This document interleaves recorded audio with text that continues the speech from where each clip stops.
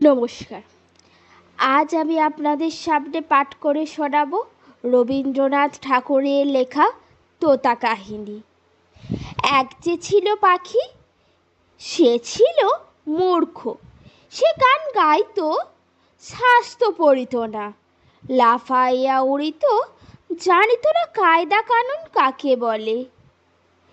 রাজা বলিলেন, এমন পাখির তো কাজে লাগে না, অথচ বনের ফল খাইয়া রাজহাটে ফলের বাজারে লোকসান ঘটায়। মন্ত্রীকে ডাকিয়া বলিলেন, পাখিটাকে শিক্ষা দাও।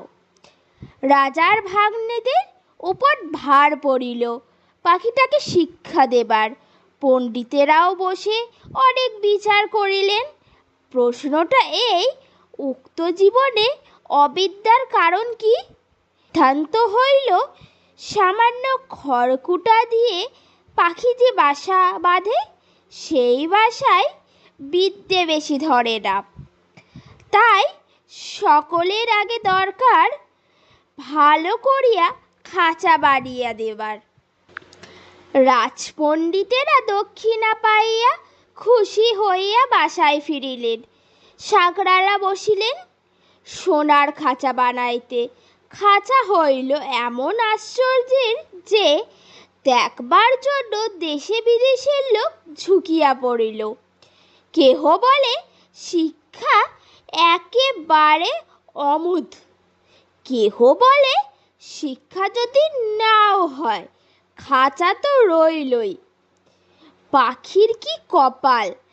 সাকরাত থলি বোঝাই করিয়া বকশিস পাইলেন।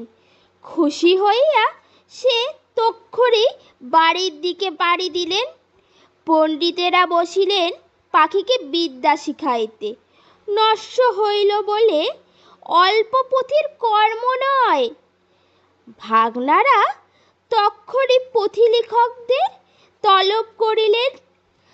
তারা পুঁথির নকল করিয়া এবং নকলের নকল করিয়া পর্বত প্রমাণ করিয়া তুলিলেন।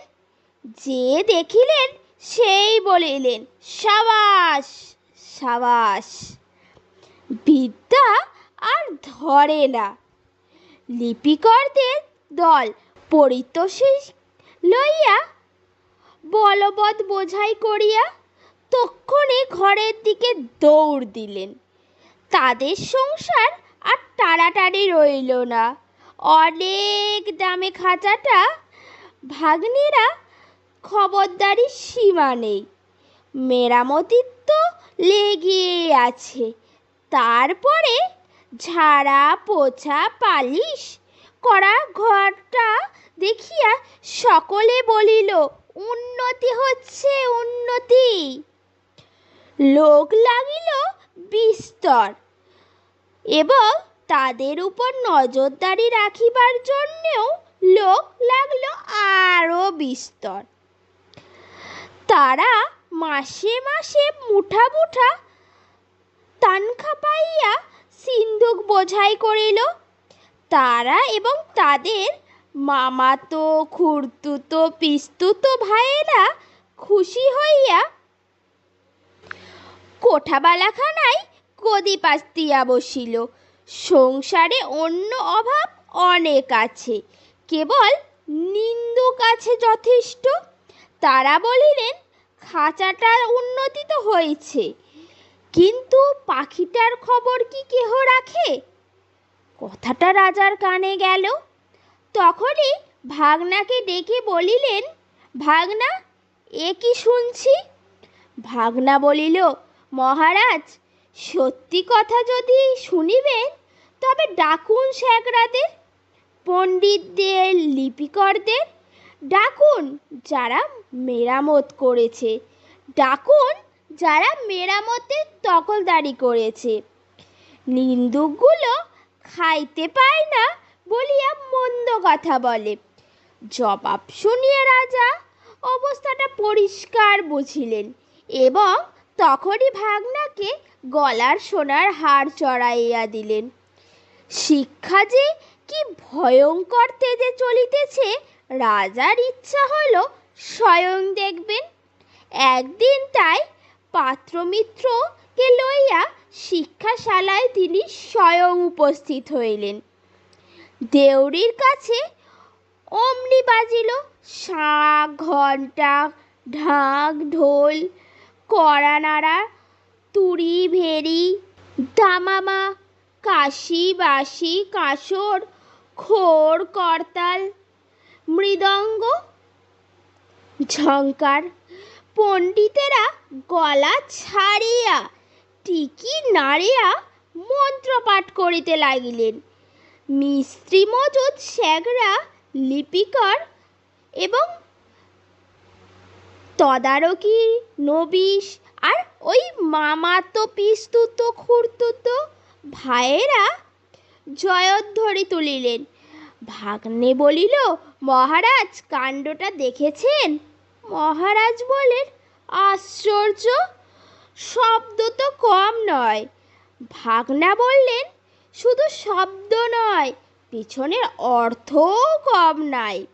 রাজা খুশি হইয়া দেউড়ির পার হইয়া যেই হাতিতে উঠবেন, এমন সময় নিন্দুক ছিল ঝোপের মধ্যে গা ঢাকা দিয়ে। সে বলে উঠিল, মহারাজ, পাখিটাকে কি দেখেছেন?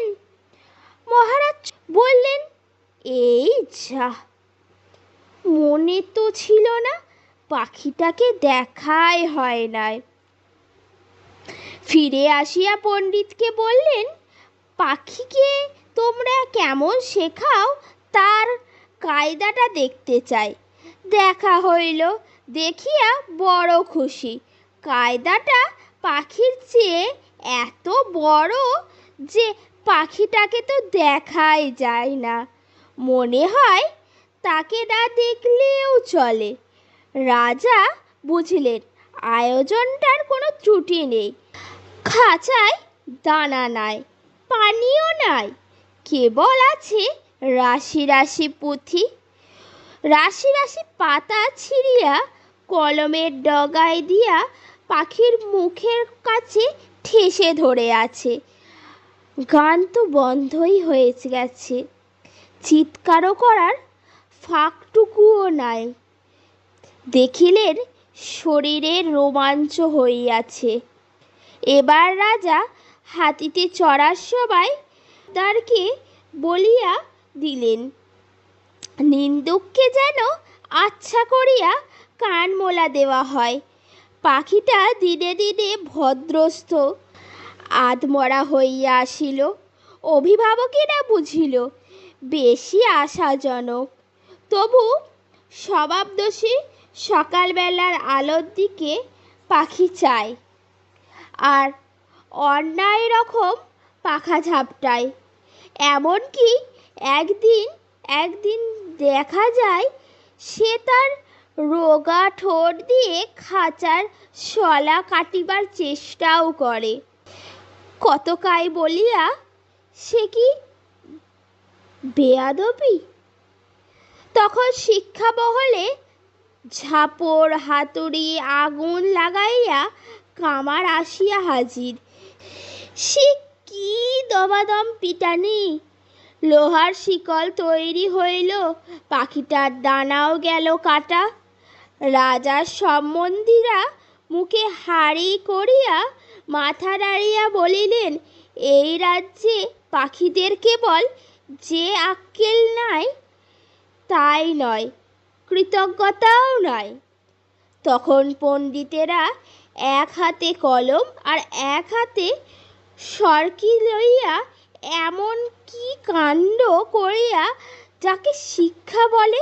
কামাররা পরাশ বাড়িয়া কামারের গিন্নির গায়ে সোনা দানা চড়িল এবং কতকায়ে হুঁশিয়ারি দেখিয়া রাজা তাকে শিরোপা দিল। পাখি মরিল, কোন কালে যে কেউ তা ঠাওর করিল না। নিন্দুক লক্ষ্মী ছাড়া রটাইল, পাখি মরিয়াছে। ভাগনাকে ডাকিয়া রাজা বলিলেন, ভাগনা, এ কি কথা শুনি? ভাগনা বলেন, মহারাজ, পাখিটার শিক্ষা পুরো হইয়াছে। মহারাজ শুধাইলেন, ও কি আর লাফায় না? ভাগনা বলে, আরে রাম, আরে কি ওরে? না না। আর কি গান গায়? না। দানা না পাইলে আর কি চেঁচায়? না না। মহারাজ বলিলেন, একবার পাখিটাকে আনো তো দেখি। পাখি আসিল, সঙ্গে কোতোয়াল আসিল, পাইক আসিল, ঘড়সাওয়ার আসিল।